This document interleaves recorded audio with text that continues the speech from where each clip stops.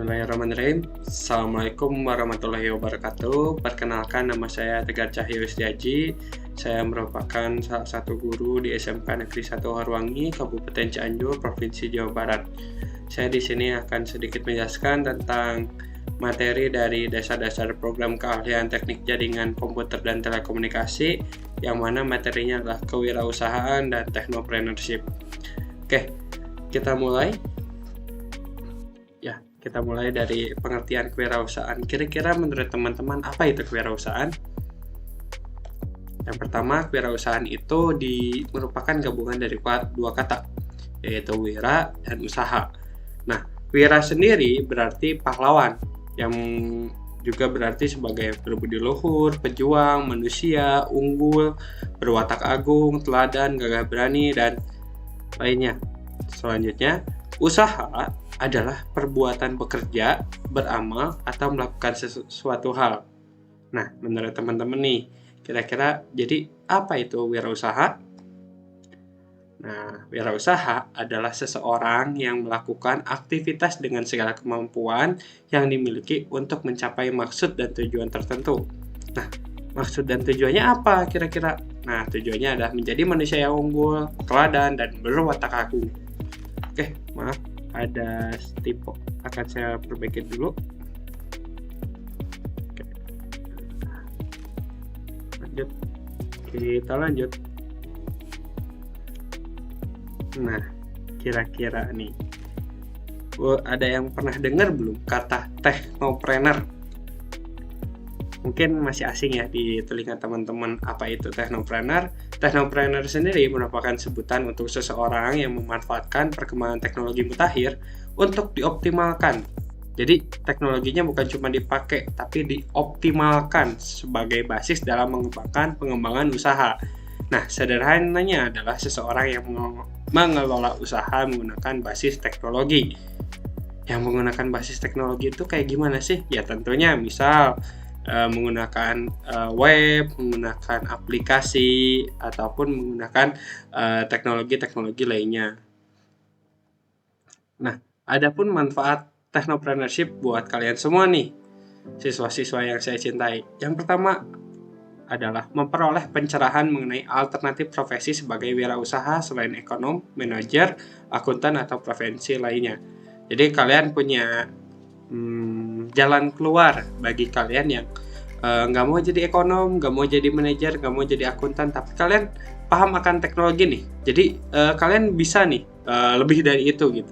Kalian bisa lebih dari itu dengan menjadi seorang technopreneur gitu. Lalu yang kedua, memiliki skill base yang memadai dalam bidang teknologi informasi. Ya jelas dong, seorang technopreneur harus paham dalam bidang teknologi informasi. Nah, jadi buat kalian yang punya cita-cita sebagai seorang technopreneur, siapkan kemampuan kalian untuk menguasai skill-skill dalam bidang teknologi informasi. Ya misalnya apa? Kalian harus bisa mengerti programming, desain, ataupun yang lainnya. Gitu. Selanjutnya, mendapatkan pengetahuan dasar dalam bentuk teori maupun praktek magang dalam mengelola suatu bisnis, serta memperoleh akses untuk membangun networking dunia bisnis. Nah, yang ketiga ini yang menurut saya cukup penting. Jadi, kalian itu kalau misalnya sudah mendapatkan technopreneurship, kalian bisa mendapatkan juga pengetahuan dasar dalam bentuk teori ataupun praktek nih ketika magang dalam mengelola suatu bisnis. Misalnya nih, kalian ditempatkan magang di sebuah warung. Ya, misalnya warung saja, kita anggap lingkup yang paling kecil, meskipun kecil juga kemungkinannya kalian akan praktek di warung gitu, praktek magang di warung. Misalnya kalian ditempatkan praktek magang di sebuah warung. Warung itu menjual berbagai macam bahan pokok, misalnya dari mie instan, telur, dan lain-lain. Nah, kalian menawarkan suatu solusi. Solusi apa kira-kira? Solusinya misal kalian bisa menerima pesanan lalu diantarkan ke rumah pemesan. Misalnya ada yang pesan Indomie, ada yang pesan telur. Misalnya telur 1 kilo, terus mie-nya 2 dus, minta dianterin ke rumah. Nah, kalian menggunakan misalnya bisa menggunakan WhatsApp, bisa menggunakan Google Form, lalu nanti lokasinya kalian dikirim melalui Sherlock atau yang lainnya, terus kalian melakukan penjadwalan, Nah, hal tersebut merupakan contoh paling mudah ataupun praktek paling mudah dalam mengelola suatu bisnis dengan menggabungkan teknologi di dalamnya. Gitu. Sedikit tercerahkan? Saya harap kalian bisa sedikit tercerahkan dengan contoh tadi. Karena dengan hal seperti itu, kalian bisa mengembangkan bisnis tersebut untuk menjadi lebih baik dan berkembang. Tentunya juga selain mengembangkan bisnisnya, juga mengembangkan penghasilan kalian sendiri. Begitu. Oke, kita lanjut. Adapun cara untuk menjadi seorang technopreneur. Yang pertama adalah knowledge, skill, dan attitude. Nah, seseorang technopreneur harus punya sikap pantang menyerah, optimis, tekun, dan disiplin yang tinggi. Kemampuan di bidang teknologi dan bisnis bisa membuat inovasi yang diciptakan berkembang luas dan bermanfaat untuk banyak orang. Pada era revolusi industri seperti sekarang, diharapkan keberadaan technopreneur ini akan berkontribusi dalam membuka lapangan pekerjaan baru. Kita kembali ke contoh warung yang tadi. Ketika kalian praktek di warung tadi, kalian bisa tuh memanfaatkan teman kalian ataupun rekan kalian yang berbeda tugas dengan kalian untuk mengantarkan barang-barangnya. Dan nantinya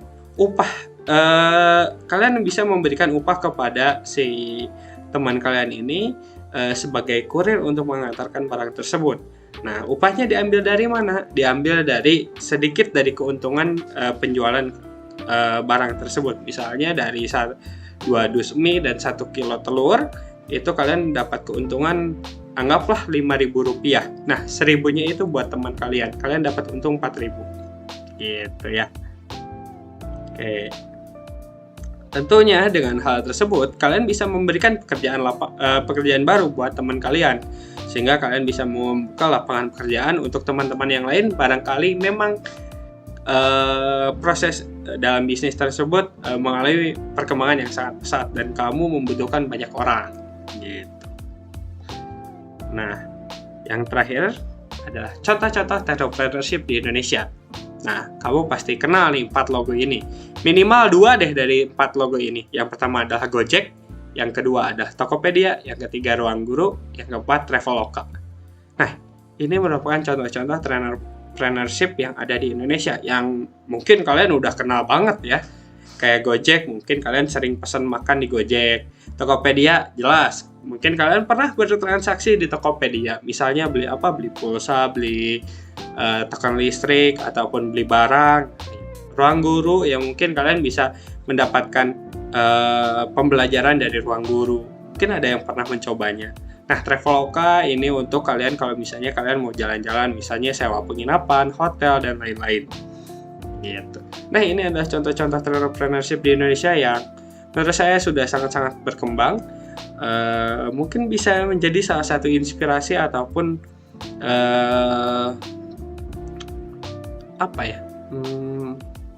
pemacu buat kalian agar kalian bisa membuka sebuah perusahaan yang bergerak di bidang entrepreneurship seperti Gojek, Tokopedia, Ruang Guru, ataupun Traveloka.